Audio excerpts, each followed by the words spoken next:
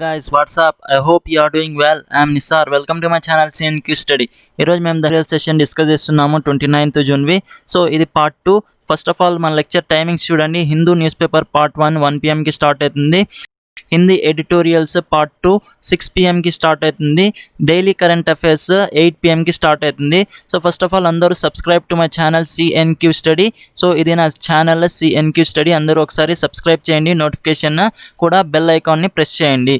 Next Telegram లింక్ని కూడా join చేయండి. CNQ స్టడీ PDF కోసం మీరు ఇక్కడ జాయిన్ కావచ్చు. సో PDF రివిజన్ కోసం very important exam point of view గురించి మాట్లాడితే. సో ఫస్ట్ ఆఫ్ ఆల్ మన లెక్చర్ని స్టార్ట్ చేద్దాము. లెక్చర్లో చూడండి కోట్ ఆఫ్ ద డే ఉంటుంది, వల్నరర్ news, current affairs, capital and currency, map practice, Europe గురించి డిస్కస్ చేసినాం ఈరోజు.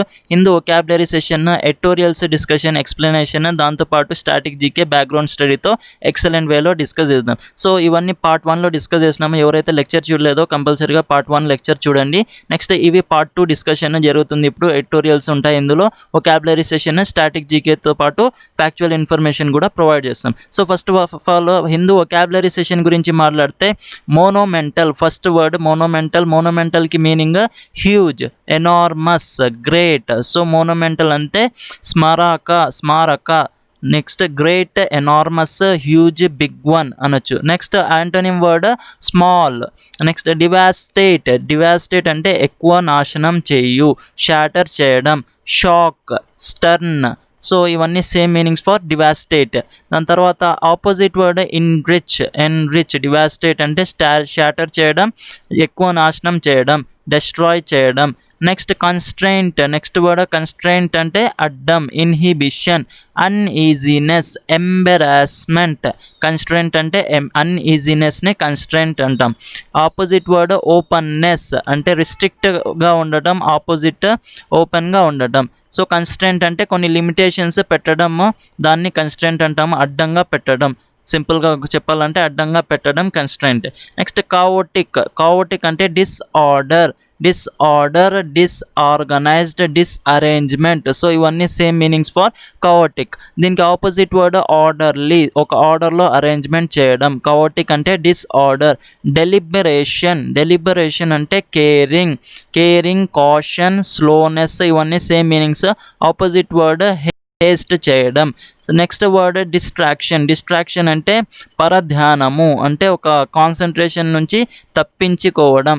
Frenzy, hysteria, madness. సో ఇవన్నీ same meanings for distraction. Opposite word calm. So ఒకసారి అన్ని రివైజ్ చేద్దాము. ఒకసారి రివైజ్ చేస్తే అన్నీ గుర్తుంటాయి. మోనోమెంటల్ అంటే huge, big one, enormous. Opposite word small. Devastate అంటే ఎక్కువగా నాశనం చేయడం, డెస్ట్రాయ్ చేయడం. Synonyms shock, stern. Opposite word enrich చేయడం. కన్స్ట్రెయింట్ అంటే లిమిటేషన్స్ పెట్టడం, రిస్ట్రిక్షన్స్ పెట్టడం, అడ్డంగా పెట్టడం. Inhibition, uneasiness. Opposite word openness. Next chaotic అంటే డిస్అరేంజ్మెంట్ని కావోటిక్ అంటాము, డిస్ఆర్డర్ని కూడా కావోటిక్ అంటాము.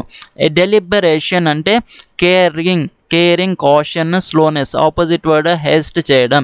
డిస్ట్రాక్షన్ అంటే కన్ఫ్యూజ్ చేయడం, హిస్టీరియా, మ్యాడ్నెస్. సో ఇవన్నీ same meanings. So next session చూడండి, Hindu editorial session. So first ఈ ఆర్టికల్ FATF గురించి ఎక్స్ప్లెనేషన్ ఇస్తుంది. So FATF financial action task force రీసెంట్గా పాకిస్తాన్ని గ్రే లిస్ట్లో పెట్టింది. సో దాని గురించి ఈ ఆర్టికల్లో ఎక్సలెంట్ వేలో డిస్కస్ చేస్తాము. So very important for exam point of view. Next ఈ ఆర్టికల్లో ముఖ్యంగా జమ్మూ అండ్ కాశ్మీర్లో డొమిసైల్ సర్టిఫికేట్స్ గురించి మాట్లాడుతున్నాయి. సో ఇది కూడా important exam point of view, very important, excellent వేలో డిస్కస్ చేద్దాం. నెక్స్ట్ ఈ ఆర్టికల్లో ముఖ్యంగా సౌత్ ఏషియా రీజియన్ గురించి మాట్లాడుతున్నారు. So south Asia region, Indo Pacific region దగ్గర ముఖ్యంగా బౌండరీస్ని కంపల్సరీగా డిఫైన్ చేయాలా. సో ఈ బౌండరీస్ని డిఫైన్ చేస్తేనే ఈ డిస్ప్యూట్స్ అనేటివి ఏమి ఉండవు. సో దాని మీద ఎక్కువగా ఫోకస్ చేయాలనేసి ఈ ఆర్టికల్ డిస్కషన్ ఉంది. సో ఈ ఆర్టికల్లో ముఖ్యంగా ఇండియా మరియు చైనాకి మధ్య ఉన్న రిలేషన్షిప్, సో దానికి LAC line of actual control దగ్గర ఏం జరుగుతుంది డిస్ప్యూట్, దాన్ని ఏ విధంగా సాల్వ్ చేయాలా అనేసి ఈ ఆర్టికల్లో ఎక్సలెంట్ వేలో డిస్కస్ చేద్దాం. నెక్స్ట్ ఈ ఆర్టికల్లో PV నరసింహారావు గారి డెత్ సెంటనరీ జరిగింది నిన్న. సో దాని గురించి ఎక్సలెంట్ వేలో దీన్ని కూడా డిస్కస్ చేస్తాము. సో ఈ ఆర్టికల్లో రివోల్స్ గురించి మాట్లాడుతున్నారు, దాంట్లో సినిమా తీస్తున్నారు. ఈ ఆర్టికల్లో ముఖ్యంగా జర్నలిస్ట్ తన జర్నలిస్ట్కి ఎడిటర్కి రిప్లై అనేది ఇస్తారు. ఇక్కడ రైటర్కి రిప్లై ఇస్తారు ఎడిటర్ దాని గురించి ఎగ్జామ్ పాయింట్ ఆఫ్ వ్యూ ఇది ఇంపార్టెంట్ కాదు. సో న్యూస్ పేపర్ రాసిన వాళ్ళంతా దీనికి రిప్లై ఇస్తారు, దీని మీద ఇంపార్టెంట్ కాదు. నెక్స్ట్ ఇది కార్టూన్ పాయింట్ చూద్దాము. డేటా పాయింట్ ముఖ్యంగా కోవిడ్-19 కేసెస్ గురించి మాట్లాడుతున్నారు ఇక్కడ. ఈ కోవిడ్-19 కేసెస్ స్టేట్స్ వైజ్ పెరిగిపోతున్నాయి. సో ఫస్ట్ మహారాష్ట్రలో ఎక్కువ అయిపోతున్నాయి కేసెస్, సెకండ్ ఢిల్లీలో ఎక్కువ అయిపోతున్నాయి, దాని తర్వాత థర్డ్ ప్లేస్ కోవిడ్-19 కేసెస్ తమిళనాడులో ఎక్కువగా స్ప్రెడ్ అవుతున్నాయి. ఇంకా నెక్స్ట్ కంట్రీ వైజ్ మాట్లాడితే first place goes to USA, United states of America. Nearly 25 million దాకా కేసెస్ అనేవి పెరిగిపోతున్నాయి. Second place Brazil, so nearly 12 millions వరకు కేసెస్ పెరిగిపోతున్నాయి. థర్డ్ ప్లేస్ రష్యా, సో ఇందులో 10 lakhs వరకు కేసెస్ పెరిగిపోతున్నాయి. ఫోర్త్ ప్లేస్ ఇండియాలో నియర్లీ 4.5 lakhs వరకు క్రాస్ అయిపోయినాయి కేసెస్. నెక్స్ట్ ఇంకా యూకే గురించి మాట్లాడితే యూకేలో కూడా 2 lakhsకి పైన ఉన్నాయి కేసెస్. సో ఈ విధంగా కరోనా వైరస్ డిజీజెస్ స్ప్రెడ్డింగ్ అనేది ఎక్కువగా జరుగుతుంది. సో దీని మీద ఎక్కువగా ఫోకస్ చేసి ప్రికాషన్స్ అనేటివి కంపల్సరీగా తీసుకోండి. దీనికి వ్యాక్సిన్ అనేది ఇంకా మార్కెట్లోకి రాలేదు. నెక్స్ట్ అప్డేట్ గురించి మాట్లాడితే కార్టూన్ పాయింట్లో చూడండి, ఎకనామిక్ గ్రోత్, జీడిపి గ్రోత్ మొత్తం డౌన్ అవుతుంది అనేసి చూపిస్తున్నారు. ఎందువల్ల అంటే ముఖ్యంగా కరోనా వైరస్ డిజీజ్ పాండమిక్ వల్ల లాక్డౌన్ అనేది జరిగింది. సో అందువల్ల ఈ ఎకనామిక్ గ్రోత్, జీడిపి గ్రోత్ మొత్తం తగ్గిపోతుంది. నెక్స్ట్ అప్డేట్ గురించి మాట్లాడితే first article financial action task force గురించి డిస్కస్ చేద్దాం. సో ఈ ఫైనాన్షియల్ యాక్షన్ టాస్క్ ఫోర్స్ యొక్క ముఖ్య ఎయిమ్ ఏమంటే మనీ లాండరింగ్, అంటే వైట్ మనీని బ్లాక్ మనీని వైట్ మనీగా చేస్తారు కదా, సో దాన్ని ఆపడానికి ఈ స్టార్ట్ అయింది ఇది ఫైనాన్షియల్ యాక్షన్ టాస్క్ ఫోర్స్. దాంతోపాటు టెర్రరిస్ట్కి ఎవరైతే డబ్బులు సపోర్ట్ చేస్తారో సో దాన్ని కూడా ఆపడానికి ఈ 2 వర్క్స్ కోసం ముఖ్యంగా దీని యొక్క ఎయిమ్ కాన్సన్ట్రేట్ చేస్తుంది ఈ ఫైనాన్షియల్ యాక్షన్ టాస్క్ ఫోర్స్. దీన్ని స్టార్ట్ చేసినది 1989లో స్టార్ట్ చేసినారు. సో 31 ఇయర్స్ కంప్లీట్ అవుతుంది. ఈ 1989లో స్టార్ట్ చేసినారు. ఈ very important date. Financial action task force గురించి మాట్లాడితే దీనికి హెడ్ క్వార్టర్ ప్యారిస్, ఫ్రాన్స్లో ఉంది. నెక్స్ట్ దీనికి ఒఫీషియల్ లాంగ్వేజ్ ఇంగ్లీష్, ఫ్రెంచ్గా వాడుతున్నారు. ప్రెసిడెంట్ జియాంగ్ మిన్ లివ్. సో ప్రెసిడెంట్ ఇంపార్టెంట్, గుర్తుపెట్టుకోండి. ఒకసారి ఫైనాన్షియల్ యాక్షన్ టాస్క్ ఫోర్స్ గురించి డీటెయిల్గా తెలుసుకుందాము. దీనికి French name Groupe de Action Financière, GAFI అని కూడా పిలుస్తాము. FATF అంటే ఫైనాన్షియల్ యాక్షన్ టాస్క్ ఫోర్స్. దీన్ని ఫ్రెంచ్ లాంగ్వేజ్లో లేదా ఇంగ్లీష్ లాంగ్వేజ్లో, 2 లాంగ్వేజ్లో దీన్ని ఎక్స్ప్రెస్ చేస్తారు. నెక్స్ట్ ఇంటర్ గవర్నమెంటల్ ఆర్గనైజేషన్ అంటాం దీన్ని. ఇది ఫౌండ్ చేసినది 1989లో ఫౌండ్ చేసినారు. ముఖ్యంగా G7 కంట్రీస్ దీన్ని స్టార్ట్ చేసినది. ఇందులో పాలసీస్ అనేటివి తీసుకొని వస్తారు. మనీ లాండరింగ్ విషయానికి ఇది స్టార్ట్ చేసింది. స్టార్టింగ్లో అంటే వైట్ మనీని బ్లాక్ మనీగా మారుతున్నారు, సో దాని మీద యాక్షన్ తీసుకోవాలనేసి దీన్ని స్టార్టింగ్లో స్టార్ట్ చేసినది 1989లో. సో 2001లో దీన్ని ఎక్స్పాండ్ చేస్తూ టెర్రరిస్ట్ ఫైనాన్సింగ్, అంటే టెర్రరిస్ట్కి ఫైనాన్స్ సపోర్ట్ అనేది ప్రొవైడ్ చేస్తున్నారు, డబ్బులు ఇస్తున్నారు. సో దాన్ని కూడా తరిమించాలా అనేసి దీన్ని స్టాప్ చేయాలనేసి దీన్ని స్టార్ట్ చేసినారు. దీని యొక్క ముఖ్య ఎయిమ్ స్టాండర్డ్స్ని ఇస్తుంది, ర్యాంకింగ్స్ అనేటివి ప్రొవైడ్ చేస్తుంది ప్రతి కంట్రీస్కి. దాంతోపాటు implementation of legal, rural and operational measures కూడా ఇది ఇంప్లిమెంట్ చేస్తుంది. మనీ లాండరింగ్ అంటే బ్లాక్ మనీని తీసిస్తుంది, టెర్రరిస్ట్ ఫైనాన్సింగ్ని తీసిస్తుంది ఇది. సో ఇంటిగ్రిటీ అనేది తీసుకుని వస్తుంది ఓవరాల్ ఫైనాన్షియల్ సిస్టమ్ మీద ఇంటర్నేషనల్ లెవెల్లో. నెక్స్ట్ ఇది పాలసీ మేకింగ్ బాడీ. ఇందులో చట్టం కింద కొన్ని రూల్స్ కూడా తయారు చేస్తాయి, కొన్ని రీఫార్మ్స్ అనేటివి తీసుకొని వస్తాయి కొన్ని కంట్రీస్లో. సో సిన్స్ 2000 నుంచి ఇందులో 2 లిస్ట్ తయారు చేసినారు. ఒకటి బ్లాక్ లిస్ట్, ఇంకొకటి గ్రే లిస్ట్. సో ఈ బ్లాక్ లిస్ట్కి కాల్ ఫర్ యాక్షన్ అని కూడా పిలుస్తాము. నెక్స్ట్ గ్రే లిస్ట్కి అదర్ మానిటర్డ్ జ్యూరిస్డిక్షన్ అని కూడా పిలుస్తాం. సో దీని గురించి లాస్ట్లో డిస్కస్ చేస్తాం. బ్లాక్ లిస్ట్ అంటే ఏమి, గ్రే లిస్ట్ అంటే ఏమి. సో జస్ట్ గుర్తుపెట్టుకోండి, బ్లాక్ లిస్ట్, గ్రే లిస్ట్ కూడా తయారు చేసింది. దీనికి బ్లాక్ లిస్ట్కి కాల్ ఫర్ యాక్షన్ అని పిలుస్తాము, గ్రే లిస్ట్కి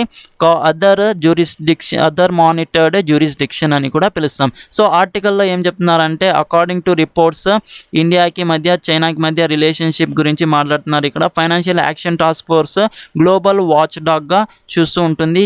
ఏమేమి జరుగుతుంది, టెర్రరిస్ట్ యాక్టివిటీస్ ఏమేమి జరుగుతున్నాయి దాని మీద యాక్షన్ తీసుకుంటుంది ఈ finance action task force. So ఇది రీసెంట్గా పాకిస్తాన్ని గ్రే లిస్ట్లో పెట్టింది.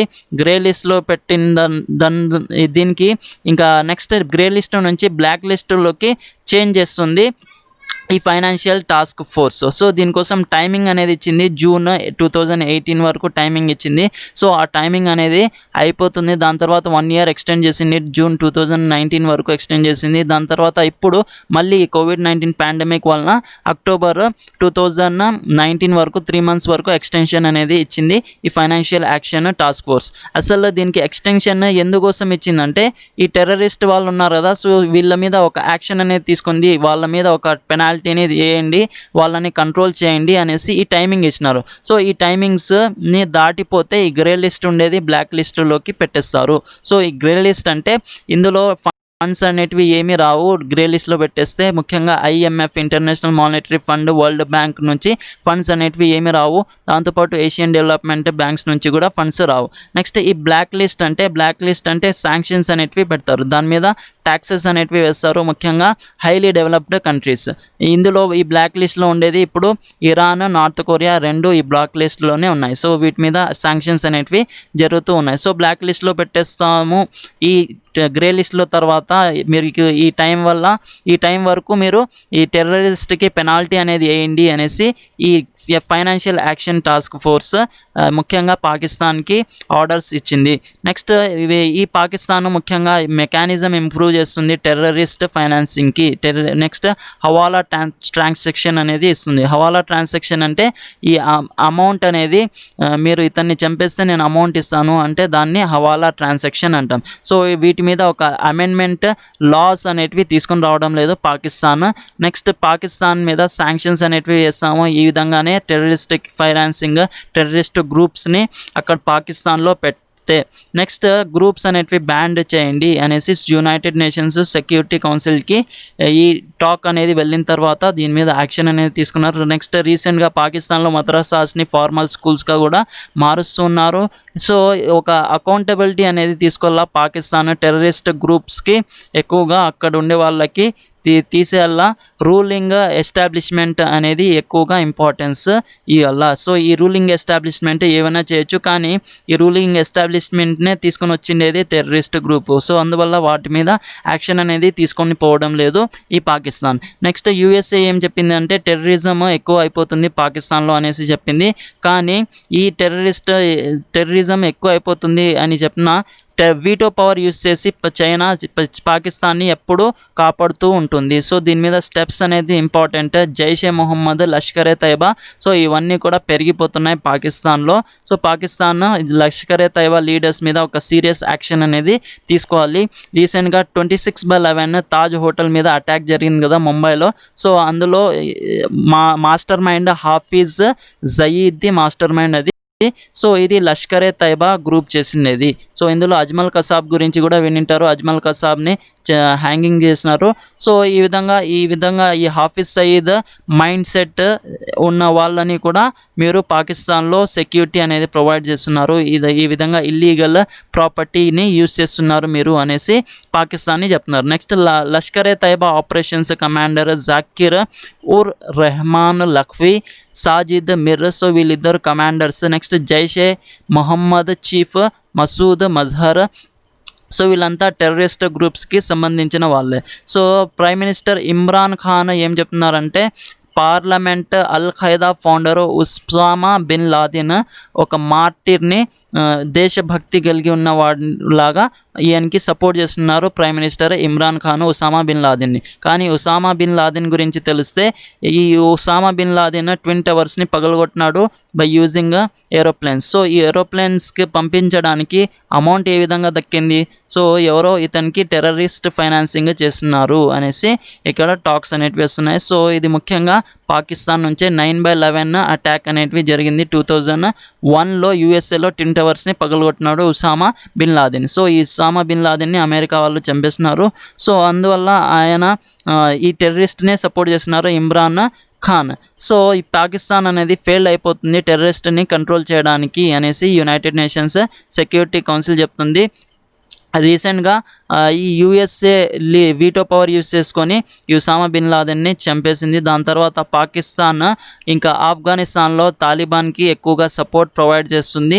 అక్కడ పీస్ అనేది మెయింటైన్ కావడం లేదు. ఆఫ్ఘనిస్తాన్లో అమెరికా యుఎస్ ట్రూప్స్ అనేటివి ఉన్నాయి. అమెరికా సోల్జర్స్ ఆఫ్ఘనిస్తాన్లో ఉన్నారు. సో వాళ్ళకి తీసుకొని రావాలనేసి ట్రంప్ ఎక్కువగా ఈ ఫైట్ చేస్తున్నారు. కానీ ఈ తాలిబాన్ ఉన్నందువల్ల అక్కడ నుంచి సోల్జర్స్ బయటికి రాలేకపోతున్నారు. ఈ పాకిస్తాన్ సపోర్ట్ కూడా తాలిబాన్స్కి దక్కుతుంది అక్కడ. సో ఈ విధంగా టెర్రరిస్ట్ నుంచి ఒక మినహాయింపు కలిగి ఉండాలా పాకిస్తాన్, ఓన్ ఇంట్రెస్ట్గా యాక్ట్ చేస్తుంది. గ్లోబల్ వైడ్గా ఒక గ్లోబల్ మైండ్ సెట్తో ముందుకెళ్ళాలా. ఈ టెర్రరిస్ట్ ఫైనాన్సింగ్ అనేది చేయకూడదు అనేసి ఇక్కడ రైటర్ ఎక్స్ప్లెయిన్ చేస్తున్నాడు. నెక్స్ట్ ఒకసారి ఇది ముందే డిస్కస్ చేసినాము డైలీ కరెంట్ అఫైర్స్ సెషన్లో. సో కంపల్సరీగా అందరూ daily current affairs session 8 PM start అవుతుంది. అది కూడా important exam point of view. So దాన్ని కూడా చూస్తూ ఉండండి. బ్యాక్గ్రౌండ్ స్టడీతో డిస్కస్ చేస్తాము. ఇక్కడ కూడా ఎగ్జామ్ పాయింట్ ఆఫ్ వ్యూ గురించి మాట్లాడితే next financial action task force meeting అనేది జరిగింది. ఈ మీటింగ్ 3rd మీటింగ్ అనేది జరిగింది. ఇందులో చైనా ప్రెసిడెన్సీ జియామింగ్ లివ్ వర్చువల్ అంటే వీడియో కాన్ఫరెన్స్ ద్వారా ఈ మీటింగ్ని జరిపించినారు. పాకిస్తాన్ని గ్రే లిస్ట్లో పెడుతున్నాము. సో పాకిస్తాన్కి అక్టోబర్ 2020 వరకు టైమింగ్ అనేది ఇస్తున్నాము. సో అప్పుడు కూడా ఫెయిల్ అయితే మళ్ళీ పాకిస్తాన్కి డెడ్ లైన్ అనేది ఇయ్యము, డైరెక్ట్ బ్లాక్ లిస్ట్లో పెట్టేస్తాము అనేసి చెప్తున్నారు.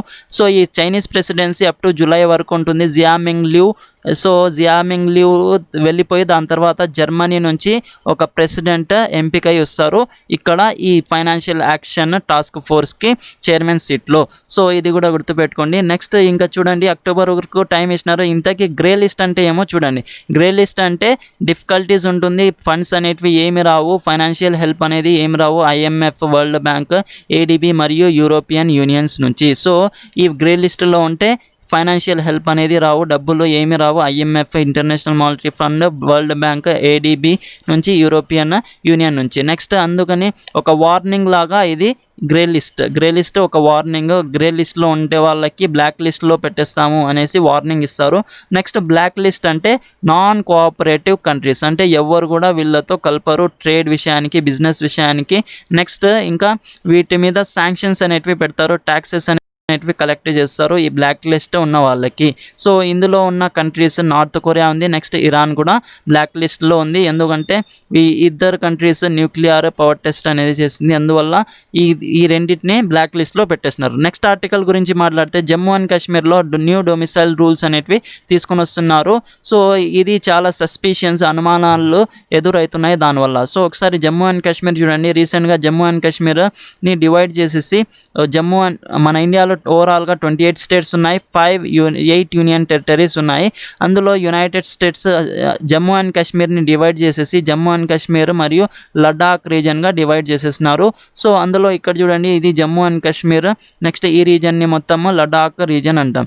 జమ్మూ అండ్ కాశ్మీర్ గురించి మాట్లాడితే దీనికి capital Srinagar, lieutenant governor GC Murmu. Next ఇంకా లడాక్ రీజన్ గురించి మాట్లాడితే దీనికి క్యాపిటల్ లే, ఇక్కడ ఉండే లెఫ్టినెంట్ గవర్నర్ ఆర్కే మత్తూర్. సో ఇది important exam point of view, గుర్తుపెట్టుకోండి. సో ఇది నెక్స్ట్ ఇంకా ఆర్టికల్లో ఇంకా మ్యాప్లో చూడండి ఒకసారి, ఇది లడాక్ రీజన్, ఇక్కడ జమ్మూ అండ్ కాశ్మీర్ శ్రీనగర్ పడుతుంది, లడాక్ క్యాపిటల్ లే. సో ఇది చైనాతో టచ్ అవుతుంది. ఇక్కడ అక్సై చిన్న ఏరియా కూడా పడుతుంది. ఇక్కడ చూడండి, ఇక్కడ హిమాలయాస్ కూడా పడతాయి ఈ జమ్మూ అండ్ కాశ్మీర్ రీజన్లో. సో ఇక్కడ డిస్ప్యూట్స్ అనేటివి ఎక్కువగా జరుగుతూ ఉంటాయి, పాకిస్తాన్ మరియు చైనాకి మధ్య డిస్ప్యూట్స్.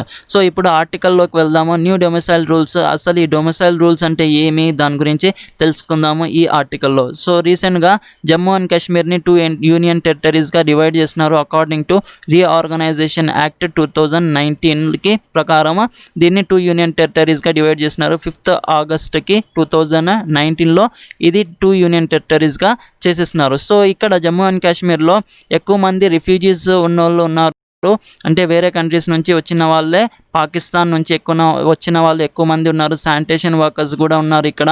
నెక్స్ట్ గోర్ఖాస్ కూడా సోల్జర్స్ లాగా పనిచేస్తున్నారు బిఫోర్ ఇండిపెండెన్స్ నుంచి ఈ జమ్మూ కాశ్మీర్ రీజన్లో. నెక్స్ట్ ఈ జమ్మూ కాశ్మీర్కి పర్మనెంట్ రెసిడెన్షిప్ ఇవ్వడమే దీని యొక్క ముఖ్య ఎయిమ్. ఇక్కడ ల్యాండ్స్ కూడా ప్రొవైడ్ చేయాలా, ఎడ్యుకేషన్, ఎంప్లాయ్మెంట్ రైట్స్ కూడా ప్రొవైడ్ చేయాలా అనేసి ఆర్టికల్ 370(35)A తీసేస్తున్నారు 5th ఆగస్ట్ 2019లో. సో ఇక్కడ ఇక్కడ పర్మనెంట్ రెసిడెన్షిప్ అనేది ఇస్తున్నారు జమ్మూ అండ్ కాశ్మీర్లో. సో దీని గురించి ఒకసారి చూద్దాం. ఇక్కడ యాజ్ పర్ డొమిసైల్ రూల్స్ అనేటివి తీసుకుని వచ్చినారు సెంట్రల్ గవర్నమెంట్. సో ఇక్కడ డొమిసైల్ రూల్ సర్టిఫికేట్ అంటే 15 years వరకు ఉన్న వాళ్ళకి ఈ డొమిసైల్ రూల్ సర్టిఫికేట్ అనేది ఇస్తారు. సో 15 years వరకు పేరెంట్స్ కానీ చిల్డ్రన్స్ కానీ ఉంటే వాళ్ళకి డొమిసైల్ సర్టిఫికేట్ని ఇస్తారు, గ్రాంట్ చేస్తారు. నెక్స్ట్ ఇక్కడ 7 years వరకు పిల్లలు చదివి ఉండాలి. దాంతోపాటు 10th మరియు 12th ఎగ్జామ్స్ కూడా రాసి ఉండాలి ఎడ్యుకేషనల్ ఇన్స్టిట్యూషన్స్ ఇక్కడ ఉన్న జమ్మూ అండ్ కాశ్మీర్లో. సో వాళ్ళకు కూడా ఈ సర్టిఫికేట్ని ప్రొవైడ్ చేస్తారు, డొమిసైల్ సర్టిఫికేట్. సో ఎవ్రీవన్ అందరికీ ఇది ప్రొవైడ్ చేయరు, ఎవరైతే ఈ కండిషన్స్ని సాటిస్ఫై అవుతారో సో వాళ్ళకే.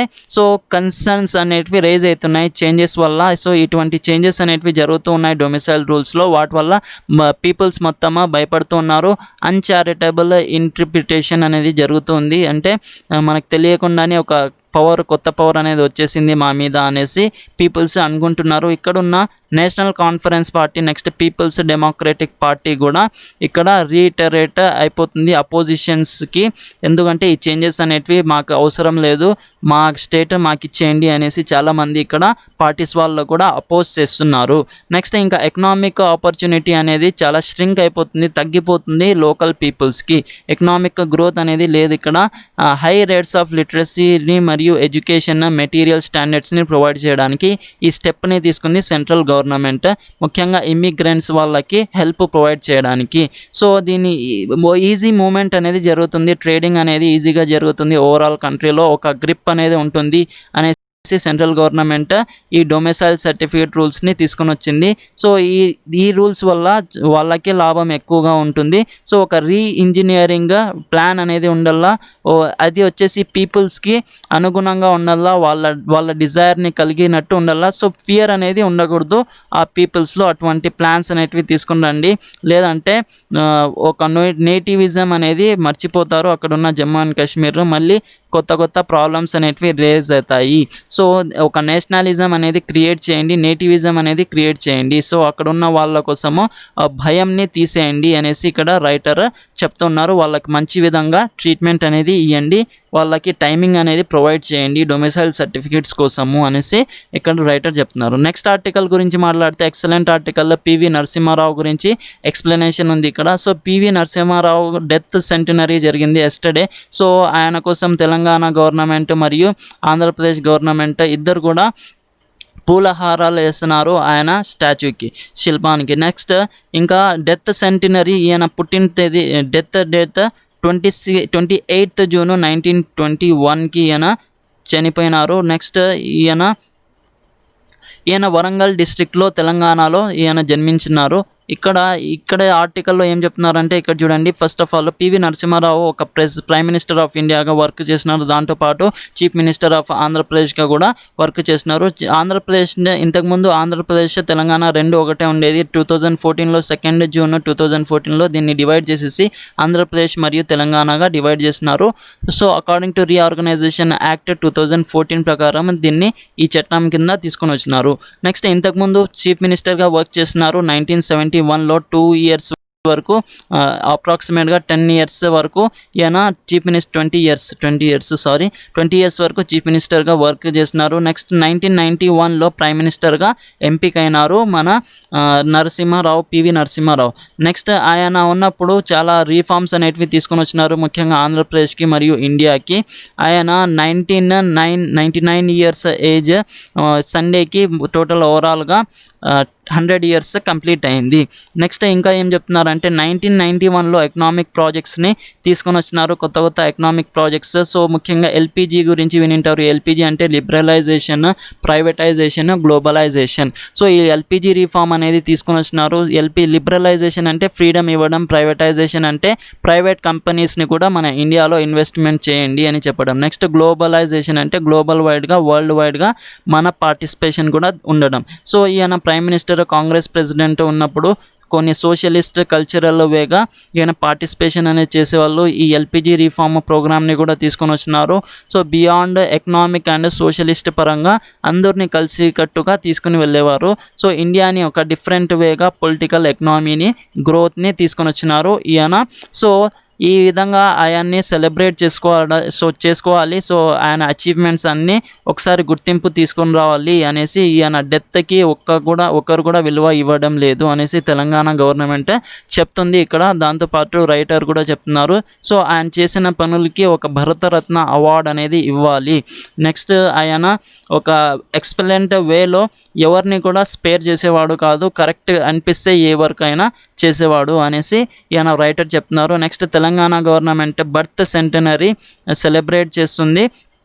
Birth centenary 28th June 1921. Sorry, death centenary చెప్పినాను. బర్త్ సెంటనరీ ఆయనది 28th June 1921కి సెలబ్రేట్ చేస్తున్నారు. సో అందువల్ల ఈయన ఒక రైట్ పర్సన్, అంటే పుట్టిన తేదీ 28th June 1921. ఈయన ఒక రైట్ పర్సన్, కాన్షియస్ మైండ్తో ఒక ఇండియా ఒక కొత్త షేప్ని తీసుకొని వచ్చినారు PV Narasimha Rao garu. So exam point of view కూడా ఈయన పర్సనాలిటీ ఒక ఇంపార్టెంట్ పర్సనాలిటీనే గుర్తుపెట్టుకోండి, పివి నరసింహారావు. నెక్స్ట్ ఆర్టికల్లో చైనా గురించి ఎక్స్ప్లెనేషన్ ఉంది. సో చైనాలో డిస్ప్యూట్స్ అనేటివి జరిగినాయి. June 15th 20 soldiers నియర్లీ చంపేసినారు చైనా ఆర్మీ మన ఇండియన్ ఆర్మీకి, ముఖ్యంగా గాల్వాన్ వ్యాలీలో.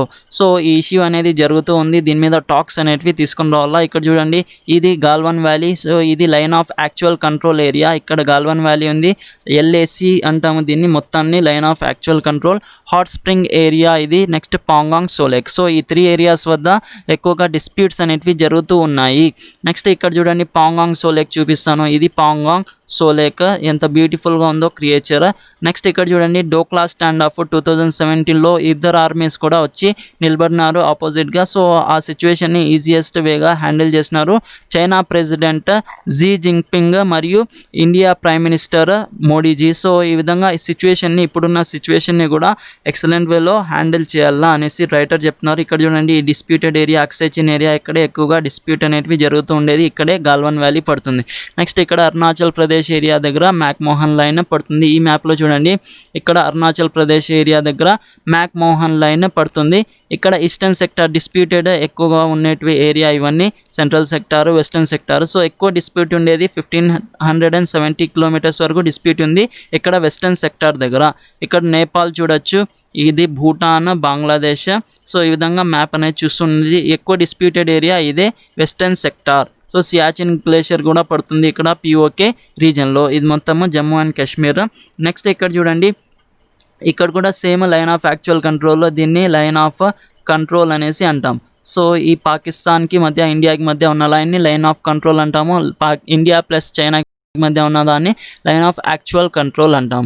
నెక్స్ట్ మ్యాప్లో చూడండి, ఇంకా చైనా గురించి ఎక్స్ప్లెనేషన్ ఇస్తున్నారు. ఇక్కడ ఆథర్ ఏం చెప్తున్నారంటే, చైనా వాళ్ళు గాల్వాన్ వ్యాలీ తమదే అనేసి క్లెయిమ్ చేస్తున్నారు, కానీ మన ఇండియా వాళ్ళు ఈ గాల్వాన్ వ్యాలీ వాళ్ళది కాదు మనది అనేసి ఇండియా వాళ్ళు చెప్తున్నారు. సో దీని మీద డిస్ప్యూట్స్ అనేటివి జరుగుతున్నాయి. రీసెంట్గా 2013లో డెప్సాంగ్ రీజన్లో, నెక్స్ట్ 2014లో చుమర్ రీజన్లో, 2017లో డోక్లా స్టాండ్ ఆఫ్ అనేది జరిగింది. ఈ విధంగా డిఫరెంట్ సోల్జర్స్ ముందుకు వచ్చేసి ఈ స్టాండ్ ఆఫ్ అనేది చేసినారు.